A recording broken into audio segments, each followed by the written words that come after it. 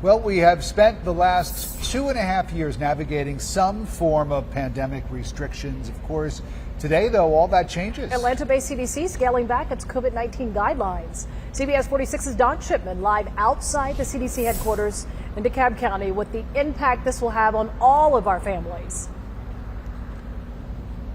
Yes, definitely. So the CDC doesn't say that the pandemic is over, but it does say instead we can safely live with COVID. These new guidelines impact everyone, including kids in school. Atlanta-based CDC out with new recommendations on COVID. Some of the more significant changes: we don't have to quarantine if we come into contact with an infected person, and we no longer need to social distance.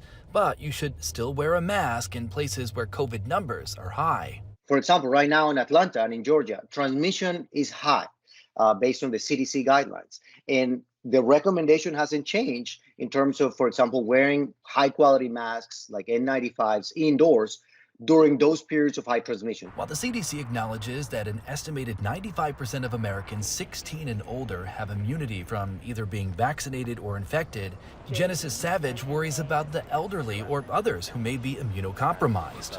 I think it's definitely probably a lot tougher for those people on a daily basis because they still have that running in the back of their head that's something that they may have to deal with at some point. The CDC guidance also extends inside our schools. The agency says test to stay for unvaccinated students or students exposed to COVID isn't necessary anymore.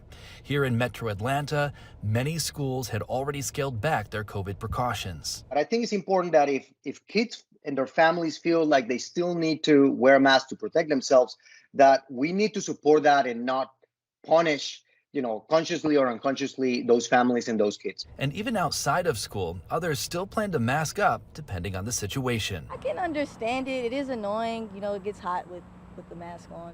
I'd rather be hot than get somebody else sick. And back here live, Dr. Labello tells me that a new vaccine formula expected out later this year or early next year could also change the course of this pandemic. He says that the CDC will likely reevaluate its guidance in just about 6 months.